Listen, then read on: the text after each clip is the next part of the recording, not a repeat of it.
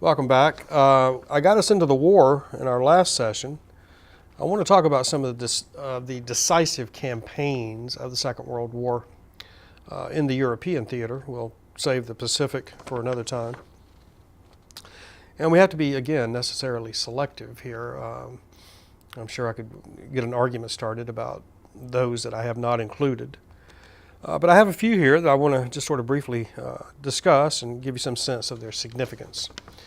The Polish campaign is decisive because, like I said in our last lecture, it eliminates a second front for Hitler and allows Stalin time to rebuild his armies. So after Poland is defeated in about a month's time, Hitler can move the German armies back to the Western Front and then overrun Western Europe in the spring and summer of 1940. The Battle of Britain I'm going to mention here for a few moments. You remember the Schlieffen Plan did not work in World War I. We get stuck now in this protracted trench warfare. Well, in World War II, the Germans sort of faked the Schlieffen Plan and then sliced right through the center of the Allied armies and then destroyed both in piecemeal. A good portion of the British Army retreated in Belgium to the coast there on the English Channel at Calais and Dunkirk, and were rescued by the British Navy. I forget the number now. It's a little less than about 500,000 men, I believe. Hitler, instead of destroying that little enclave of the British Army, with his armor, he turned it over to Goering and the German Air Force to destroy, and they were not able to do so. So this is, in defeat, a small victory, and that the British Army survived to fight another day. But nevertheless, the Battle of Britain takes place in the summer and fall of 1940, and here Britain stands alone against the Nazis.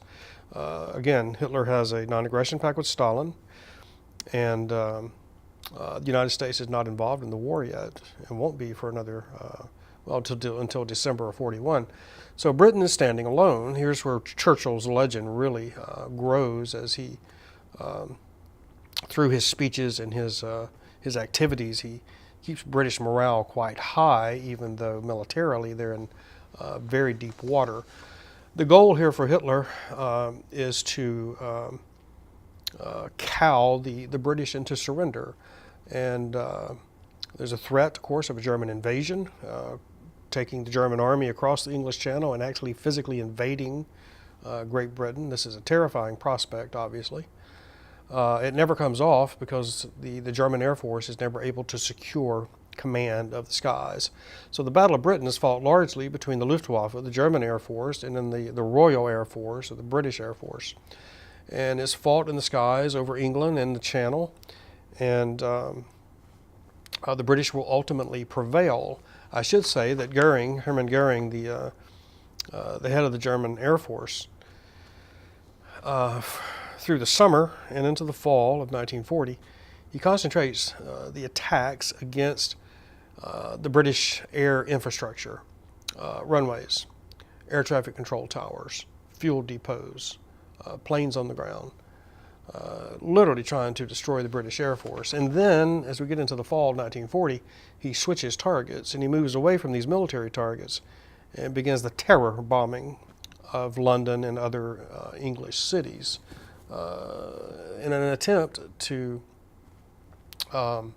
drive the British from the war by hitting these urban areas and causing massive civilian casualties.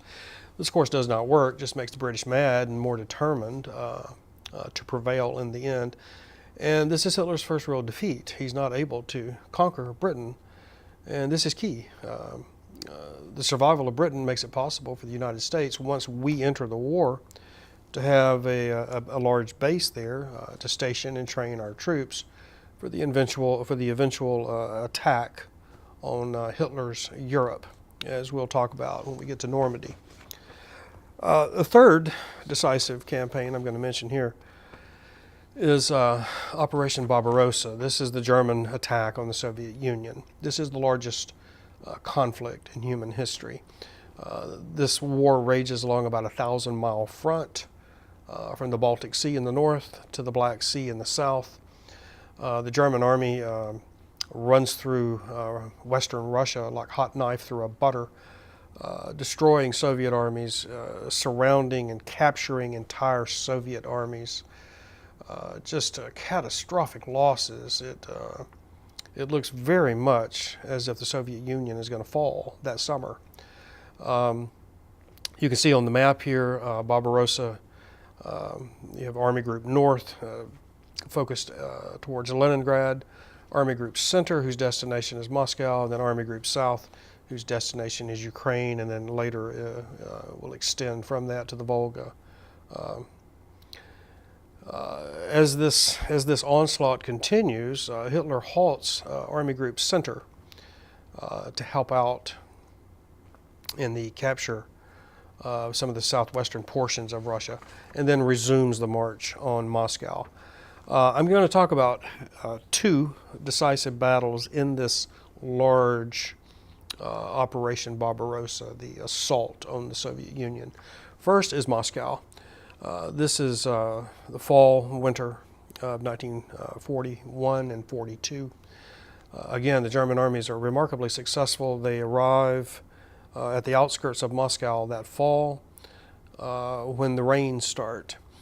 And the German armor becomes bogged down in these terrible dirt roads in Russia. The armor's spinning in the mud and can't move.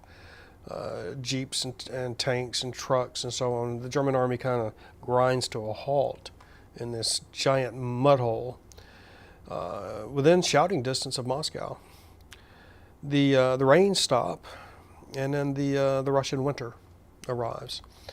What's the old metaphor about Russia's greatest allies? General Winter and General Space. The metaphor getting at those two factors that allow Russia to survive the onslaught of Napoleon's army and now Hitler's army. Space, Russia is too big. It's too big to overrun. General Winter, once the cold comes, as it will now in November of 41, the German armor is frozen in its tracks and cannot move. The German infantry cannot recycle the bolt action on their weapons. You can't crank the tanks, the jeeps, the trucks. German troops are not supplied for winter fighting, so we have frostbite on your cheeks and your fingers, and it's just a disaster for the German army. This is as close as they will come to Moscow, and they're within sight of the Kremlin when this starts. So the war turns on a very, very, very close battle indeed. The Germans will retreat a bit and then hold that position for another year, but that's the closest they'll come to taking Moscow. And if they had taken Moscow, who knows what the consequences would have been. That, of course, is the capital of the Soviet Union. That's where Stalin and the Bolshevik Party reside. So here is a defeat for the German army. Now, in the following year, on the southern front, the German Sixth Army will attack Stalingrad. Stalingrad, Stalin's city, a city in southwest Russia on the Volga River. The German Sixth Army will become invested in this city in brutal urban hand-to-hand combat, literally fighting from room to room to building. And then in the winter of 42-43, as the German army occupies the city and continues to, battles continue to rage, Stalin brings massive reinforcements from Siberia. These Siberian troops are clothed in white, heavy coats that keep them warm in this brutal winter.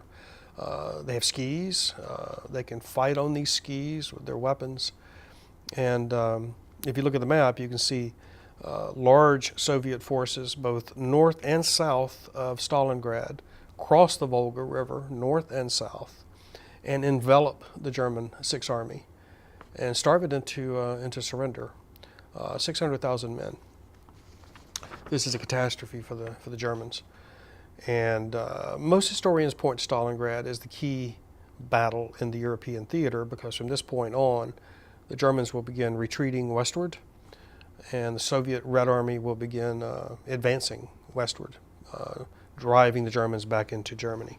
Of course, the Normandy invasion, many of you are probably familiar with. If you've seen Saving Private Ryan, that opening sequence is a harrowing thing to watch. Normandy is decisive. It's significant because it establishes a second front in France, forcing Hitler to divide his forces and concentrate now on trying to beat back the Soviet assault in the east. You still have allies creeping up the Italian peninsula, so that's another front. But now you have this massive front opening in France. American, British, Canadian, Indian, Australian, New Zealand troops, troops from all over the British Empire are going to establish this second front and begin driving eastward. So from June of 1944, when the Normandy invasion occurs, from that point on, Germany kind of becomes like a pecan and a nutcracker, between the Allies moving east and the Red Army moving west, and the Allies moving north up the Italian peninsula. So those are some of the decisive campaigns in the European theater. Later we'll talk about the Pacific theater in a little more detail and mention some of the decisive campaigns there. So I'll stop here. In our next session, we'll look at the atomic bombings of Japan. Thank you.